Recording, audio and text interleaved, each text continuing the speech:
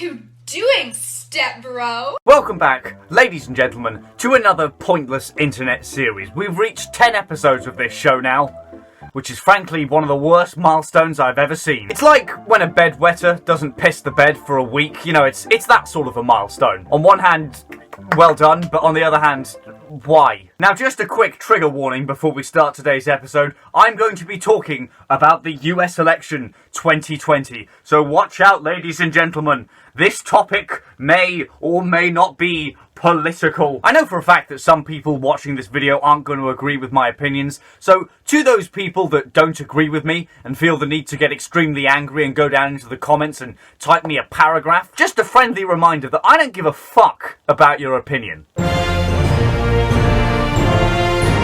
So the US elections finally finished about a week and a half ago after months and months of being rammed down our throats. Thank God it's over on one hand, but on the other hand, what an absolute dumpster fire it was. Both candidates were a bit crap, in my opinion, honestly. I'd have had Bernie Sanders if I could have had anyone. The final battle for the White House, of course, was between Joe Biden, who might be brain dead, and Donald Trump, who definitely is brain dead. This entire election seemed to be a kind of lesser of two evils sort of scenario. It wasn't about which candidate you liked the most. It was more about which candidate is going to fuck us over the least. So with that train of thought in mind, I was backing Joe Biden over Donald Trump. Not that I could really back him or support him that much. I didn't even have a fucking vote. Joe Biden was essentially the boring but safe option for this election. He's 77, at times he can barely string together a sentence, and at other times he's distracted by literally the wind. That we hold these truths to be self-evident. Sounds corny. Not a joke. Think about it. We hold these truths to be self-evident.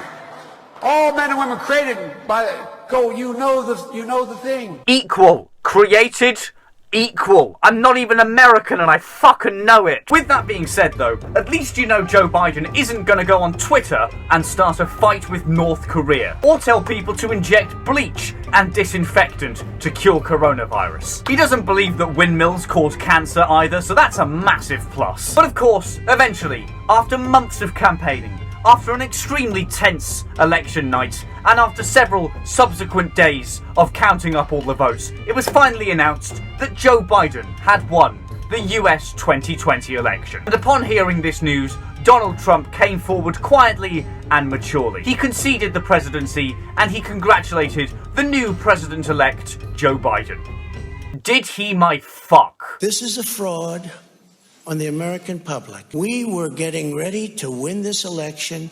Frankly, we did win this election. If you count the legal votes, I easily win. This is a major fraud in our nation. If you count the illegal votes, they can try to steal the election from us. Since the end of the election, Donald Trump has been tweeting and bleating about how the US election was apparently all rigged and that actually he won it all along. Basically, he's having a temper tantrum on Twitter, like a fucking 5-year-old. All of Trump's voter fraud claims are based on mail ballots, mainly the fact that the vast majority of them were in favour of Biden rather than himself. Even though, number one, polls have been showing for months that more Democrats are voting by mail and more Republicans are voting in person this year. And number two, Donald Trump literally told his supporters to vote in person. Go out and vote. Go out and vote in person. Make sure your vote counts. Go to the voting booth and vote early and in person. There's absolutely no evidence for Trump's voter fraud claims, by the way. It's all just a big boomer conspiracy theory. What Trump is doing at the moment is basically the equivalent of an anti-vaxxer going, well, I read it on Facebook, so it must be true. The election wasn't rigged. There's no big conspiracy theory. In fact, there's a much simpler explanation for all this. You lost the election, Trump. No, I think what the president needs to do is, frankly, put his big boy pants on. He needs to acknowledge the fact that he lost. Is it really a surprise that Trump went all big boomer conspiracy theory as soon as he lost the election? I mean, the fucker doesn't believe in climate change. Just another friendly reminder at this point in the show, if you're thinking of typing me a big long paragraph about how Trump is great and how the election was rigged, I don't give a single shit about your opinion. And so, to finish off this segment, I'd like to say a few words directly to Mr. Trump. Donald, in the unlikely event that you're watching this carcinogenic shitshow of a video, here's what I have to say to you. Hello, Donald. How are you? You massive orange cunt. I cannot put this any clearer or simpler for you. You lost the election. Plain and simple. There's no fraud. There's no conspiracy. You're just a really shit loser. Accept that you lost. Just accept it.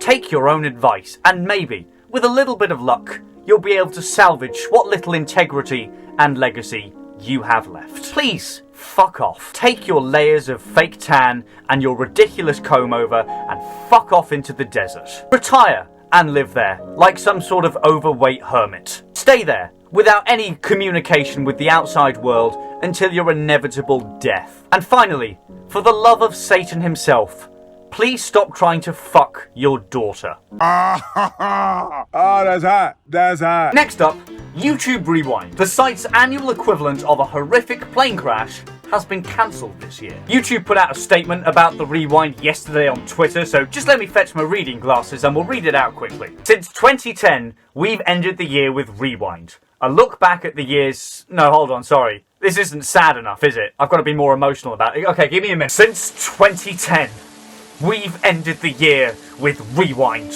A look back at the year's most impactful creators, videos, and trends.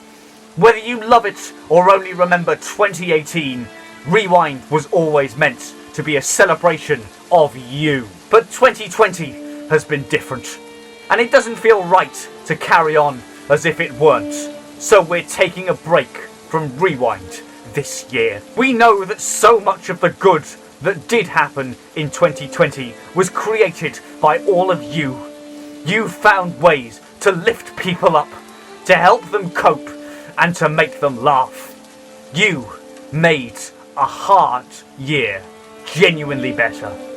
Thank you for making a difference, YouTube. I honestly couldn't care less at all about YouTube Rewind being cancelled, and yet for some reason, when I checked the replies to this statement, there were a load of people that were genuinely outraged at the fact Rewind had been cancelled. Why are you upset that this has been cancelled? You know it was going to be shit. A load of people were copy and pasting this in the replies to the statement, like, why do people care this much about YouTube Rewind? I honestly couldn't care less about YouTube Rewind being cancelled. The only thing I will miss about YouTube Rewind is not being able to take the piss of it. Once a year, the entire YouTube community comes together to watch the year's Rewind and unanimously agree that it was shit. It's the only time of the year that the entire YouTube community actually agrees on something, so I suppose I'll miss that as well. But honestly, other than that, I could not care less. And frankly, I can kind of understand why YouTube would give it a miss this year. Whether the Rewind is good or shit, the whole point of it is to go back over the events of the year and celebrate them.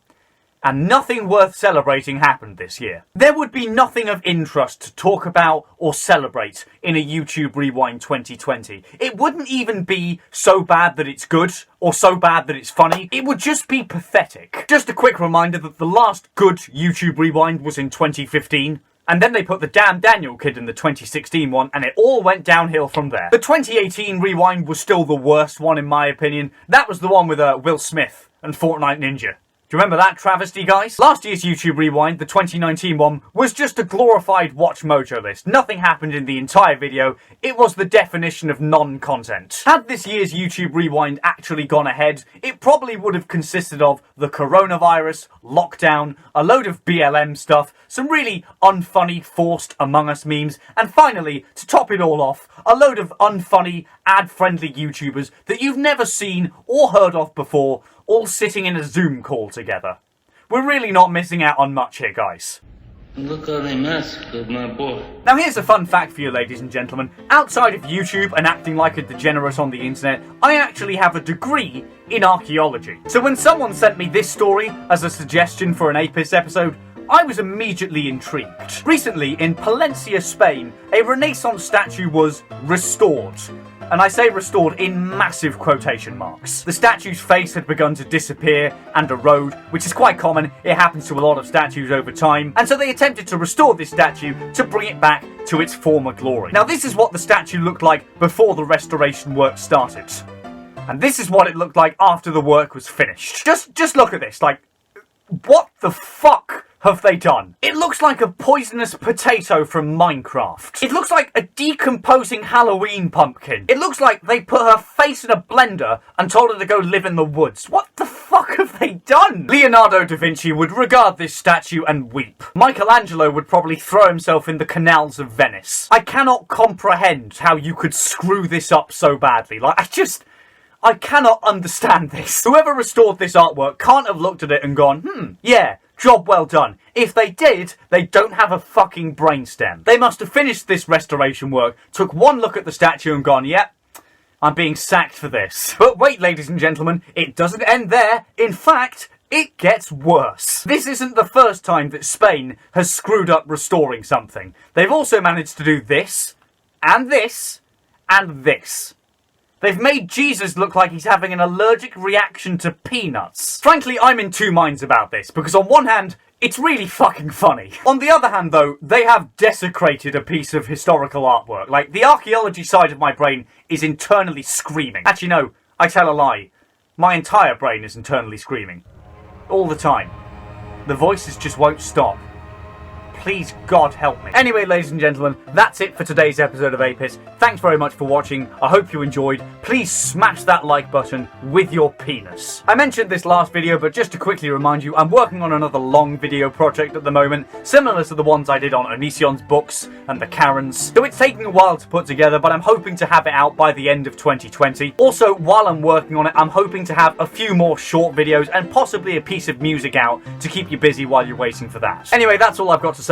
Thanks again for watching. I hope you enjoyed, and remember, we will all die alone.